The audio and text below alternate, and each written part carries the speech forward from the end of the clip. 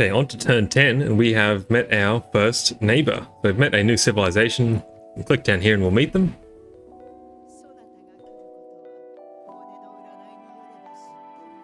And this is Himiko, Queen of War. It's actually one of the best leaders in the game to meet early game. Funnily enough, this is tends to be a very, very friendly AI to be with, very supportive, very cooperative. So that's a good sign. We have three options here. So we can do a friendly greeting, a neutral greeting, or a hostile greeting. In general, neutral greeting is fine. Hostile greeting is really, really aggressive, and to be honest, you will find yourself not doing that too often, but if you are playing a full-on warmonger, it is an option. A friendly greeting costs influence, so does a hostile. So neutral greeting costs no influence, which I guess is similar to diplomatic favor if you played previous Civ games. Regardless, it's a resource that you have. Neutral greeting costs nothing. Friendly greeting reveals both of your capitals to each other, so this is almost like establishing an embassy with each other, where it starts to build your relationship up quite quickly, and it's quite cheap as well. But let's just do a neutral greeting for now, and we'll both go our separate ways. So there's a few options here, but I don't want to overwhelm you with all these diplomatic options for now. All we can do at the moment is just continue sort of doing our scouting, and trying to get these. There's no sort of penalties for stealing these away from each other. It's a total free-for-all, so go for the discoveries where you can. Plus 30 science and plus 10 production to our capital, or 45 influence. We're going to take the science and production, which unlocked sailing. So you'll see here we've now unlocked sailing in the tech tree. Our only other options now are pottery and animal husbandry, because we haven't got any other prerequisites for anything more advanced. In terms of what we'll go for next, we'll probably be heading towards pottery, I'd say. The reason for that being is that we do have quite a bit of rough terrain around. We also are going to be getting sort of mines on these rubies, potentially a mine on this iron. Again, lots of rough terrain down here, and there's also a pretty decent spot for a science building here. And so science building pottery leads into writing, so talk a bit about why this is a good spot for science a little bit later when we unlock that, but for now, pottery seems like a good pick. Production is really important in the early game, and pottery is going to give you production because we don't really have too much in the way of vegetated terrain. It's either sort of water terrain or rough, so pottery is really good on rough terrain.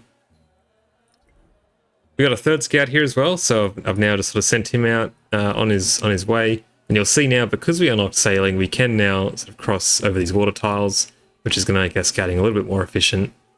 So we'll move towards that discovery down there. And because I think 3 scouts now, that's a really good amount of scouts. So we can start looking at building some infrastructure. These scouts will go and sort of spread out, get discoveries where they can, and reveal the map for us, which is great. So let's look at our buildings. There's a few things we have here. The fishing quay and the granary are your 2 starter buildings, so those are always going to be unlocked right from agriculture. But we do have a third one now, the harbour, because we unlocked sailing. This is the production building you get from sailing, and it'll improve your water tiles. Now, so basically we have a few options here. It's going to be the production building in most cases, I would say, is usually going to be better. Just think about the earlier you can get production, because everything costs production. So the earlier you can invest in these production buildings, the more they're going to pay off. So when we go to build it here, you can just click on it. Similar to the Grow City screen, it's going to show you what yields you're going to get from placing this down. Now, you'll notice that one of these is not like the other. This is because we can overbuild this rural district, which is a fishing boat. We can build over the top of this fishing boat with the harbour, which will we'll lose the benefits of the fishing boat, but we'll be able to actually place this population somewhere else. We probably won't do this in this case, because this tile is quite good right now. I don't really see a reason to replace it, and we probably want to be going towards this tile. And because of that, we're going to want to build to this one. So in Civ 7, you can't just place districts down wherever you want. You'll notice that I can't put the harbour, over here, for example, even though we own this tile. We can't place it over here. All your urban districts have to connect to each other, so they have to be touching. If I want to build one over here, I have to build sort of one. Well, there's a crab in the way here, so I have to build sort of one here, then go up here, then down here. You can't just build them wherever you want. They always have to connect. So we're going to place this down. You'll see the other options here are our fishing key, which gives us similarly very good benefits. But in the early game, I really want to be focusing on production. Bit of personal preference. I mean, food is also quite valuable now as well. Certainly a very good resource to grow early for sure. But as a bit of an advanced tip here, you can only produce a settler in Civ 7 to found new towns, new settlements, which is very important, really important to get other settlements up as quick as you can. But you can only start doing that from population 5. Now, what's going to happen here is that you can see we have 3 turns until we grow to population 4, and 4 turns until we finish this harbour. Now, every time you finish a building, you gain 1 population.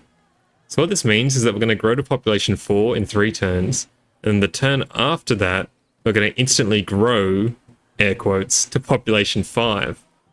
So ideally, it's a bit advanced, so don't worry about it too much. This is one for the more sort of advanced players. You want to try and line these buildings up as best you can so that you can sort of make that jump to population 5. If this took sort of 7 turns, for example, this harbour, I'd be less inclined to go for it. Regardless, it's still a very good harbour, I will say. That's a lot of production in the early game. But let's get that going for now. Don't worry too much about that, for what it's worth. By all means, if you're just sort of trying to take this in as you go along, just do your best. So we've done another search here to reveal some tiles. Again, really, really good to just sort of do a search every now and then as you sort of scout about. You'll see here we've revealed one from 6 tiles away down here. Again, it doubles the range, so even though we revealed none of these tiles, you see we got the discovery. Again, really efficient in terms of sort of getting where you need to be. So this scout can go and probably head towards that. And you'll see we've discovered another city-state here, but this one does not have a red border compared to Teuma over here. This is Susa. So Susa is currently neutral towards us, which is really good. It means they won't attack us by default, unless we do certain things like if we settle near them. So if we settle quite close to their border, that can make them hostile. But as it is, they are happy with us and we're happy with them, so no harm done. You'll also notice they have a different icon next to their name as well. So Susa is a scientific city-state, which if you were to sort of do some of these actions in here to befriend them using your influence, you see we need 170 influence to start befriending them. We'll get various scientific benefits from doing that if we're able to become their suzerain. Versus this one over here, the expansionist one, more sorts of bonuses that help towards expanding your empire, sort of as the name would suggest. So a lot of bonuses towards food, generally. But we'll keep moving on. We have one more unit to move here, so our scout can move down here to this discovery. And let's get the production. Again, quite happy to just take sort of production where you can. Food and production early game are really, really valuable yields, so it just goes to show why these discoveries are so good. It totally supercharges your early game. And if you don't get these, you may find you fall behind your neighbors early, and that is going to not be good for the long term. So we'll keep scouting and searching. And you'll see we've got a new action here, respond to diplomatic action. If you click on that, you'll see the Himiko of Wa is inviting us to start a research collaboration. So as always, we can accept, reject, or support, just like before. Accepting costs no influence. We'll get +2 science per turn, but Himiko will receive +4. We can support it. We can use our influence to support it, and we'll both get +6. Or I can reject it, which costs influence as well. This will hurt our relationship, and it'll completely cancel the action. So Himiko will receive nothing, I'll receive nothing, and we'll both dislike each other just a little bit more. So let's go ahead. We want to keep things sort of quite friendly with our neighbors, I think. We want to make for a nice, smooth early game. So we can support this endeavor. Again, this will give a huge science buff for both of us here. So if we hover over our card on the top here as well, we can also see what yields she has. But we've both just gone up to 16 science per turn. So going from 10 to 16 obviously is a 60% increase in our science. So quite valuable in the early game. Those endeavors can definitely be worth supporting if you have the influence lying around. Really, really, really powerful. Wait, next turn here. we can grow our city. And again, I would love to get these rubies, but you can see like the yields from these navigable river tiles are just so valuable. So I'm happy to keep taking these where I can. And to be honest, there's no real rhyme or reason why I'm growing to this one over this one, except for it generally sort of spreads out my borders a little bit more. This one will be sort of reaching the edge of the land I can claim with the city.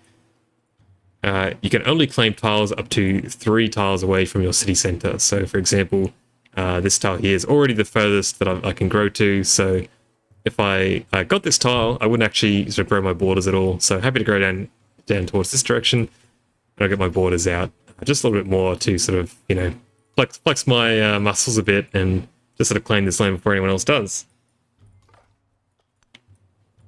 We're going to move down this way, and we can see there is currently a scout sitting on that, which would indicate there's a hostile city-state nearby. So we're going to do a search to see if we can find it, which we don't, but we do discover a whole heap of more discoveries down this way.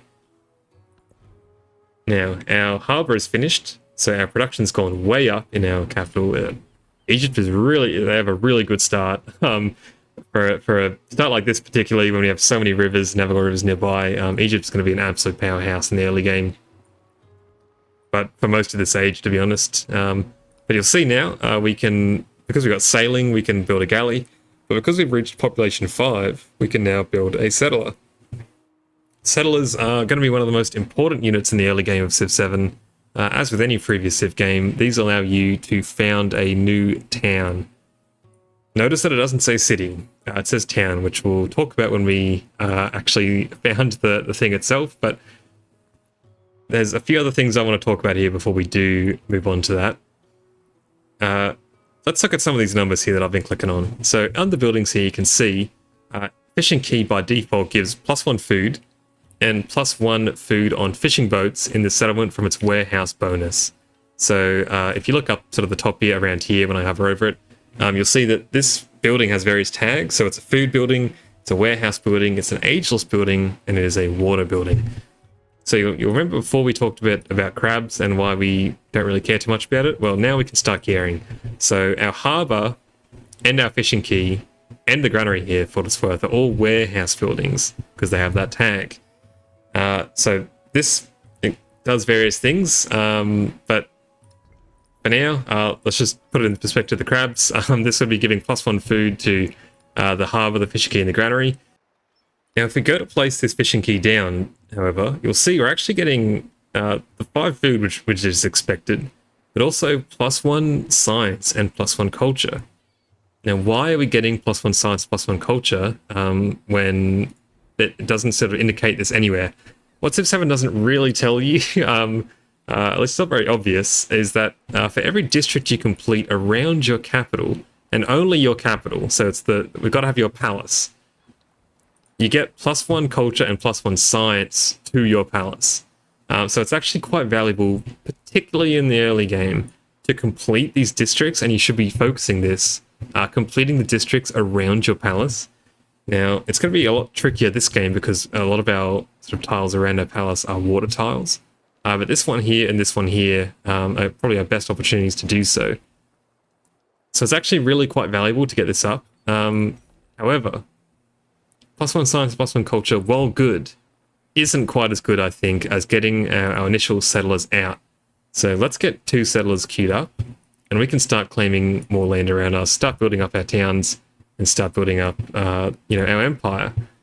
Now, why 2 settlers specifically?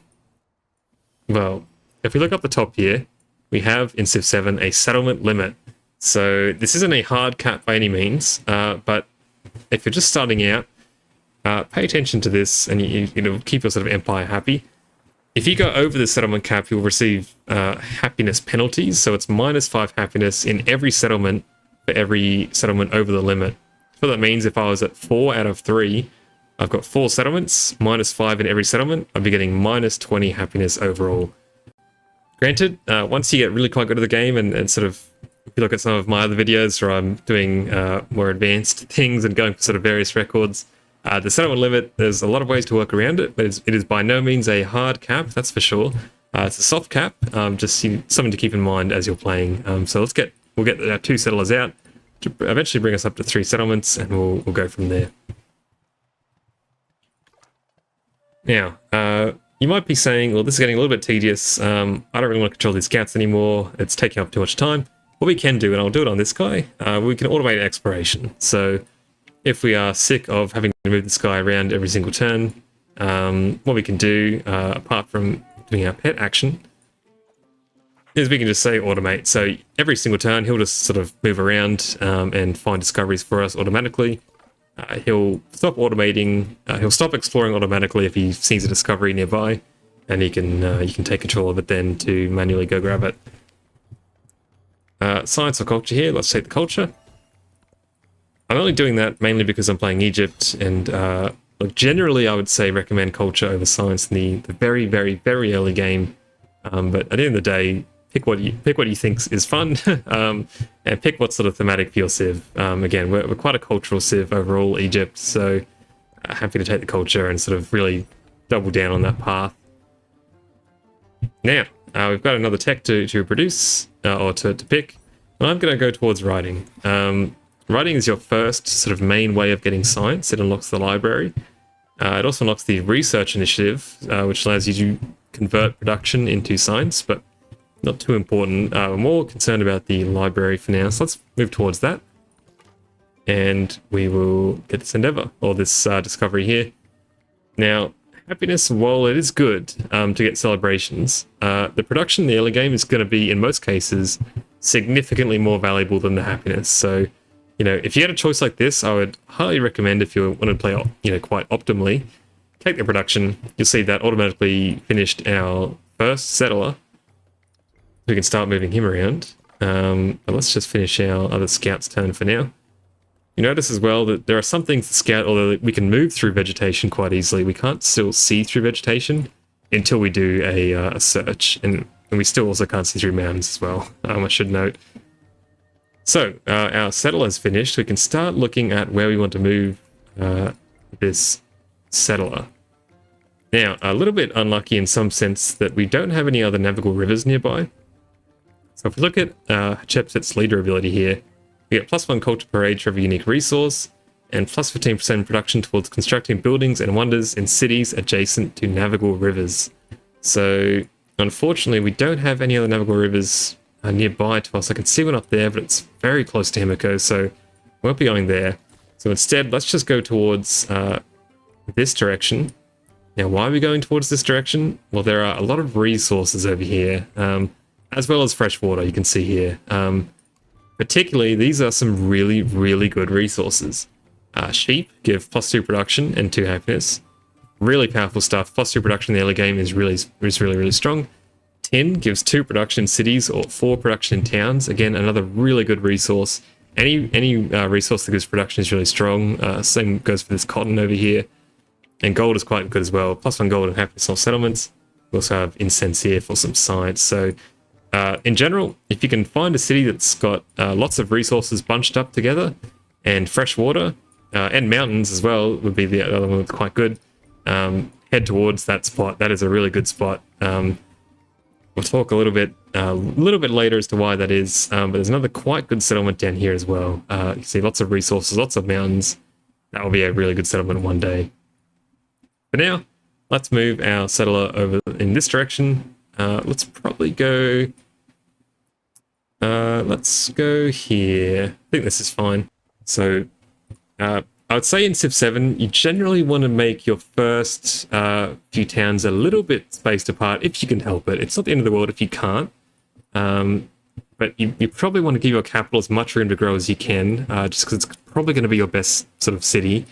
And the settlements you found first with these first settlers you build should probably be in a really good location as well, with lots of room to grow, like your capital. So try to space them out where you can, but in the day, it's not quite as strict. Compared to Civ 6, where you wanted to always be building as many cities as tightly packed as possible in every single situation, Civ 7 gives a lot more freedom. The game doesn't railroad you quite as much as previous centuries. You can definitely... There's a lot more freedom when it comes to the sort of settling strategy, particularly compared to Civ 5 or Civ 6, where there were... in Civ 5's case, a very defined tall meta, and in Civ 6, a very defined wide meta. Civ 7 To be honest, all strategies are quite viable in this game. They're really well balanced. So by all means, spread your wings. Do what you think is best. If you want to only settle a few sort of key cities around and give them a lot of room, go for it. If you want to keep them quite tight, that is also fine too. That can definitely work. So up to you. Not quite as strict as previous entries. And I'm going to go ahead and automate the scout over here as well. And he's immediately run into Augustus here.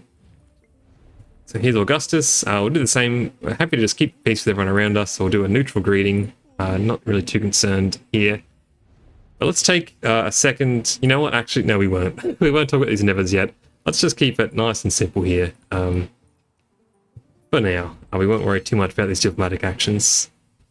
Let's just focus on our science, discovering techs. Let's focus on our culture, going down the civic tree, and just responding to what comes sort of our way in the bottom right here. So diplomatic actions come through. Augustus wants to start a cultural exchange with us. As before, +6 culture when we only have +13 that's almost a 50% increase. So I'm happy to pay the influence for that. That's really, really valuable. Again, by default, these endeavors last 10 turns. So keep that in mind. That's essentially 60 culture that we're going to be getting over the course of 10 turns. Mysticism is now done. So we have the option to choose a new civic here. So let's have a look at some of our Egyptian ones. This will unlock our unique district, or one of our buildings that will go into our unique district. It's called the Mortuary Temple. Again, a building that only Egypt can get. It'll give +3 gold and +1 culture for each adjacent wonder, and +1 happiness for each adjacent navigable river terrain. And minor rivers do not end unit movement, as well as +2 food on districts and improvements on navigable rivers. Other option here is Scales of Anubis, which is sort of more focused around wonder building. But let's start working towards one of these, just to sort of suss these out. Let's start working towards Arrival of Harpy. This is going to give us quite a lot of happiness from our Mortuary Temple, because we're going to have quite good adjacencies on this. Now, I should have mentioned when I was going through and building that harbour and the fishing quay before, how districts work. So in Civ 7, each tile here can either be sort of a rural district, which is, when you grow, you improve these things with fishing boats, or they can be urban districts, which comprise of buildings that you've built here in your city screen. So unlike Civ, I don't know, I suppose it's new to the series really. You can have 2 buildings on each tile, so each urban district can have 2 buildings, which is what I was sort of talking before about. I can have the harbour and the fishing quay both on this one water tile, and that will essentially complete that district. So that'll become a quarter, which is when one tile has 2 age-appropriate buildings on it. And apologies if none of that makes sense right now, that's okay. But just know that you can have 2 buildings on each tile. That's sort of the gist of it.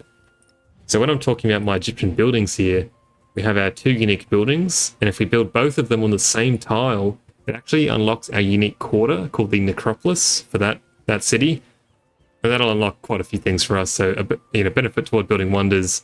It also unlocks a unique great person for us to build in that settlement only. So the city planning in Civ 7 is pretty full on. If you're coming from previous entries, it might seem a bit intense, but there's a lot going on. If you enjoyed the sort of district planning from Civ 6, a lot of that is back in Civ 7.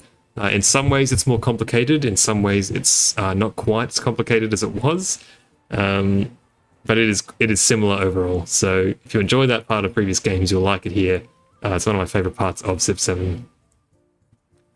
So our scout, while he was automatically exploring, of course, has been attacked. He's run immediately and found the nearest barb camp, which is pretty typical if you're sort of familiar with how automated exploring works. They seemingly always manage to find the nearest hostile unit and run straight towards it. Anyway, that's fine. Our settler is automatically moving towards this spot we said to go to before. And we now have the option to choose a pantheon. So a pantheon is essentially, it's a religious thing that you will have for the whole of the age of antiquity, and these provide various bonuses. So you can see up here, +2 influence on the altar. The altar receives a +1 happiness adjacency for mountains and natural wonders, +10% growth rate, all sorts of things. So plenty of options for you to pick here. Once I pick one of these, that will lock that Pantheon belief for everyone else, except for these two down here. You can see here, it'll specifically say, this Pantheon can be chosen by multiple civs. It's for these two only, but all these ones up here, if they're grayed out, that means another civ has already taken that Pantheon belief. So the earlier you can get your Pantheon unlocked, chances are, the better beliefs you'll have to pick from compared to the AI. So what do we want? We can pick quite a good one here for us, which is God of the Sea. So this gives +1 production on fishing boats and settlements with an altar, which is really good for us because we're going to be growing generally along these navigable river tiles, which are improved by fishing boats, or along the coast. It's going to be giving us a lot of production. You can see now if we turn our yields on, some of these fishing tiles are already getting really, really insane. And if if you're just starting out and you don't really know what's good, this is good. This is a really good tile. You can see by default tiles tend to have, one food, one production, one production here, 2 food. So 4 food, 4 production, 1 gold. That is an insane tile. And this is why Egypt is so strong right now. They are really, really good with these navigable river tiles. And we happen to have an absolute bucket load of them. So it's good for us.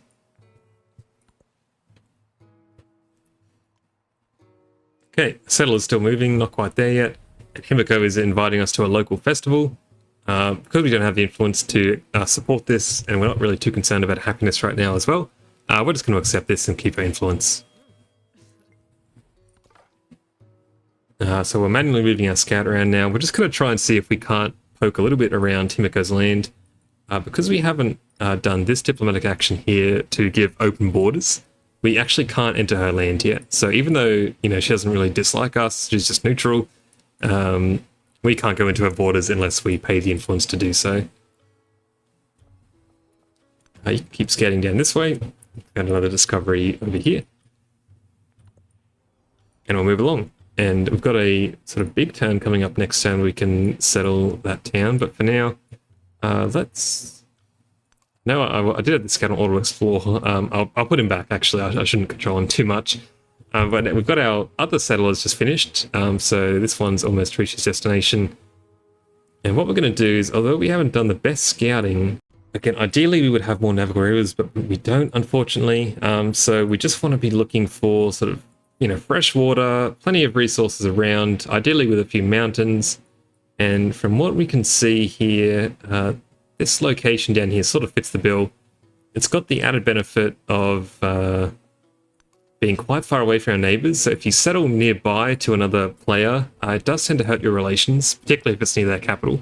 So this seems like we've got, Augustus over here and Himiko up here. This is sort of quite a neutral spot to send our first settler or our second settler. So happy with that.